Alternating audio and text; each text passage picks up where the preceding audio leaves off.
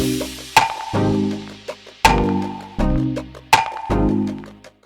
beauties, my name is Julia and welcome to my channel H.ealthy by Julia. Today will be part 2 of the basic of your skincare routine, and I'm going to tell you how to make the ultimate skincare routine for yourself. As you know, the idea behind this channel is to make your life easier.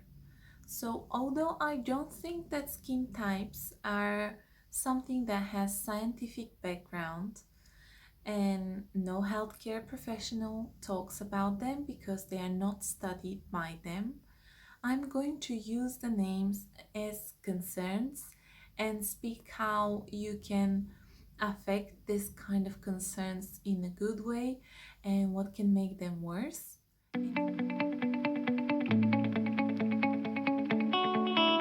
I would like to start with oily skin or acne skin.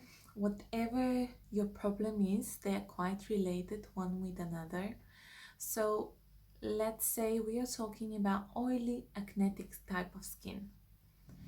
If this is your concern, that you should be aware that high temperature and humidity do affect your skin, and also diet is very important because very often if you eat very oily type of food, it will affect in bad way your skin. The same is with spicy food as well. Hormones and change of medication also will affect the oily skin, but stress levels are very important.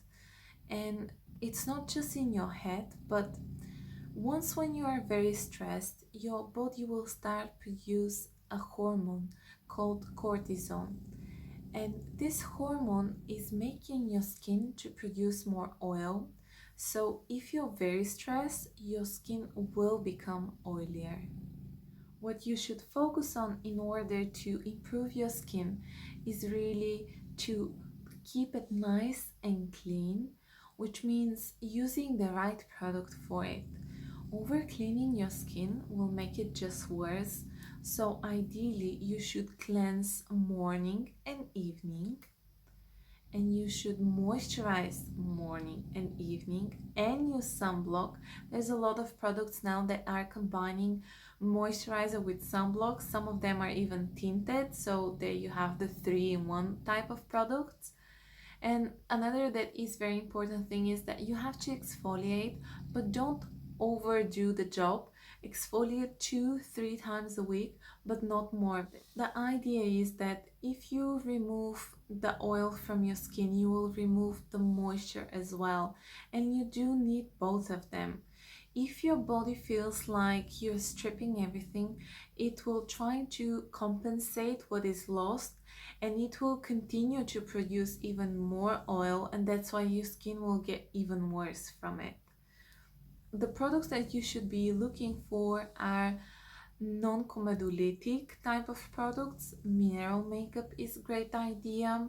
Products that are oil-free with very light texture, gel type of ingredients. If your skin is oily, then your cleanser could be with ingredients like charcoal, aloe vera, green tea, citric acid, and all of them will help to balance the skin. You should definitely think about adding salicylic acid in your skincare routine because it helps to clean the skin in really good depth.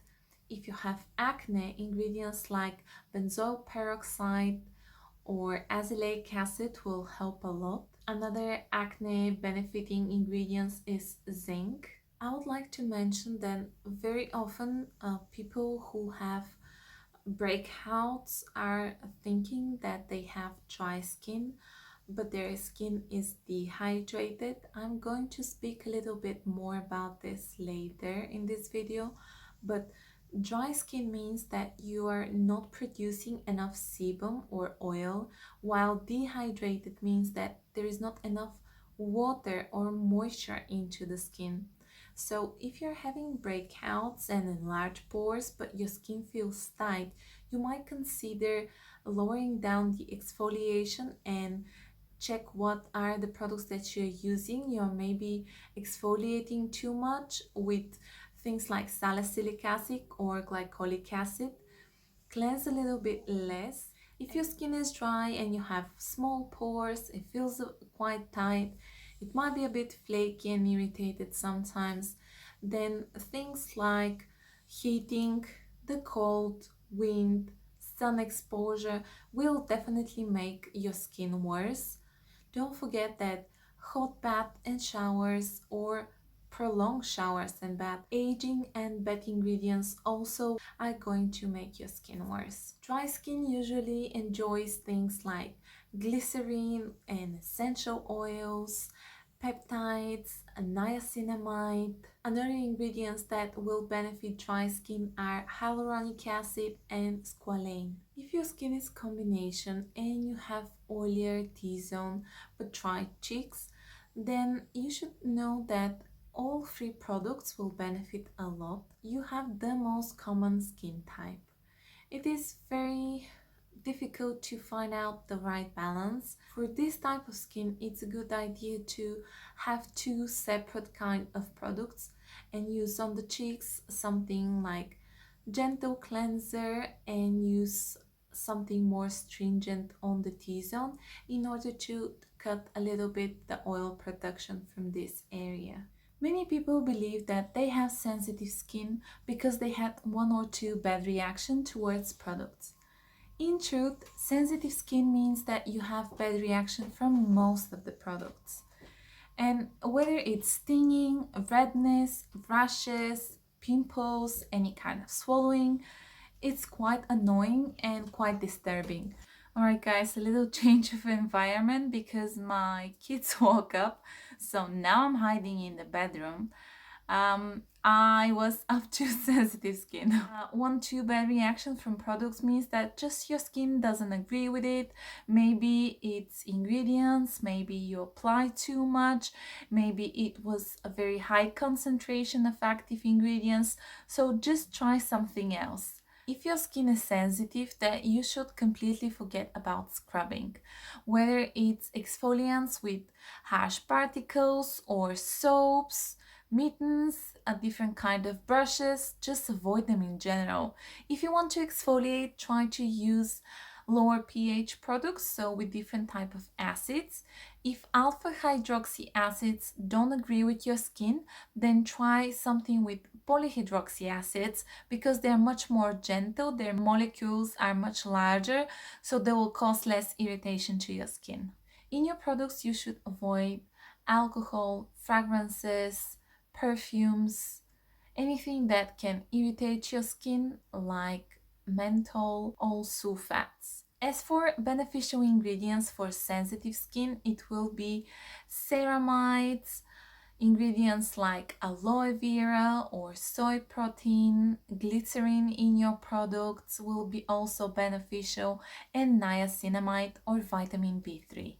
Dehydrated skin means that your skin is lacking its natural moisture, and very often when your skin is lacking water, we'll try to compensate with overproduction of oil.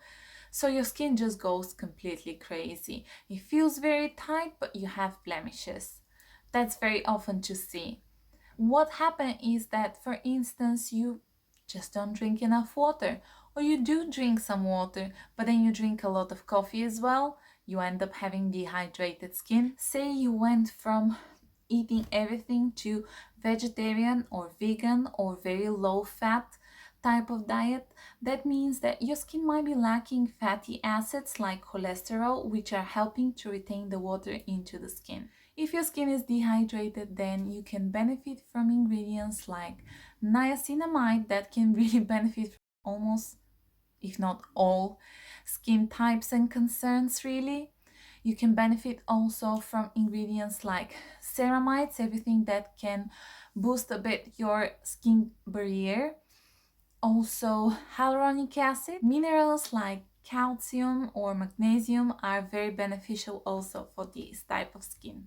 Pigmentation is another very common concern, whether we are talking about anything caused by UV damage like sunspots or aging, melasma which was caused from hormones, or hyperpigmentation that was left from acne marks.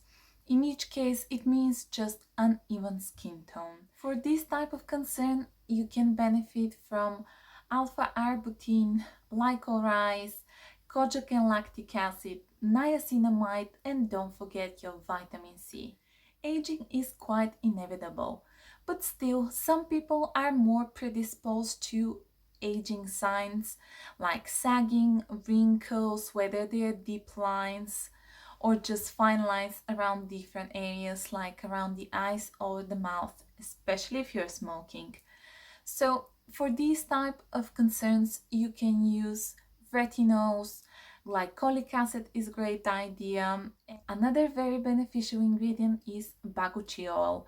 I'm sorry if I said this wrong because I watched so many videos. Everyone is saying however they want this kind of ingredients, but it's like a plant-based ingredients which is having a lot of similar benefits like the retinols.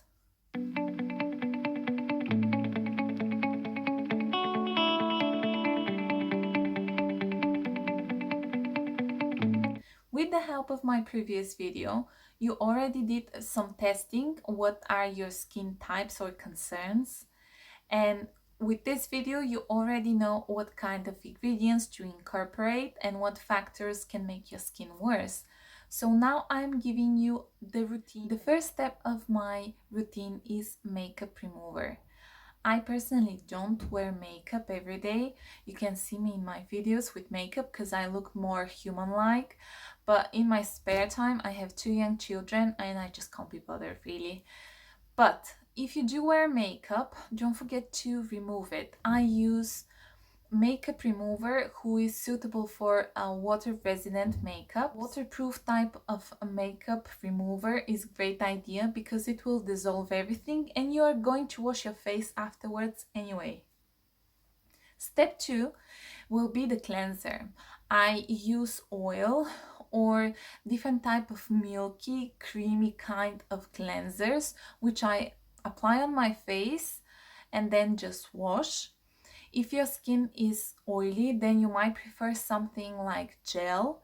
I am not a huge fan of foams because a lot of different type of foaming agents are making your skin quite sensitive and it's quite irritable. So if you want to use foam, then you can check for ingredients like soap bark. You can check for cocoa betaine or cocoa glucoside or decyl glycoside. They are plant-based. The last one is made by corn and cocoa.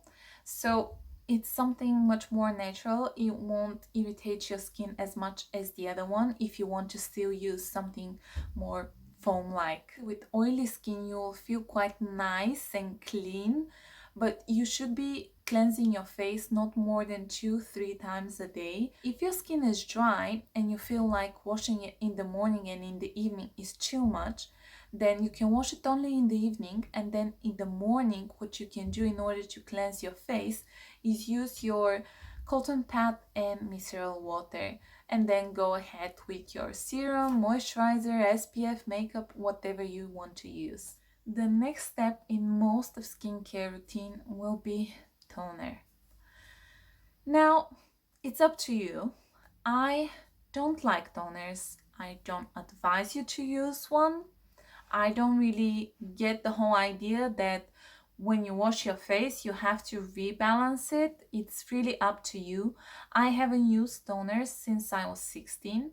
If you want to refresh your skin, then what I use for my skin is rose water or chamomile water. If your skin is oily, then you might like something like orange blossom water.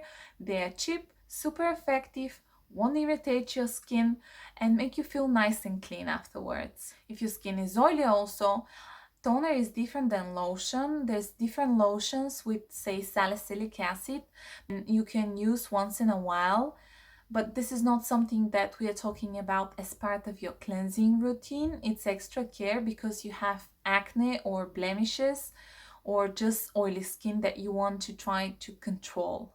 So if you're skipping the toner, The third step in your care will be serum. If you're feeling like you want to apply one, whether it's morning or evening, you might decide to skip the one during the morning and just apply in the evening. It's really up to you. The idea behind serum is that they are concentrated type of active ingredients. So very often they are just 15 ml or 30 ml, unlike most of the creams that are usually around 50. That's why you need such a small amount of them. You don't have to apply a lot in order for it to work. Because your skin is constantly influenced by your environment, you do need to apply your moisturizer. Whether it's some kind of light moisturizer with sunblock during the day or something more repairing for evening, this was the basic for your skincare routine. If you want to add on extra care, you're more than welcome to. So, extra care will be something like exfoliation that you should do once or twice a week. And you can use a lot of different products. I already mentioned them when I was talking about different skincare concerns.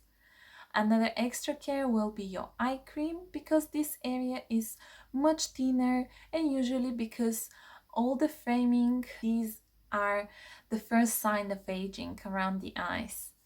Another extra care that you can do is using a mask suitable for your skin, of course, and it will be after you exfoliated your skin in order for the product to penetrate much deeper and do its job better. With the variety of makeup, it's quite difficult to pick one there as well.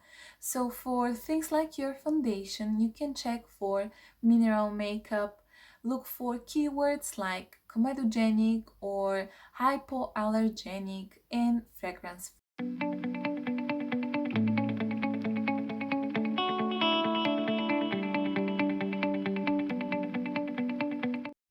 Don't forget that if you're using anything new and very active, it's normal to have transition period when your skin doesn't really know what to do, and it doesn't mean that you have allergic reaction, but it means that it just takes a little bit of time and a little bit of adjustment.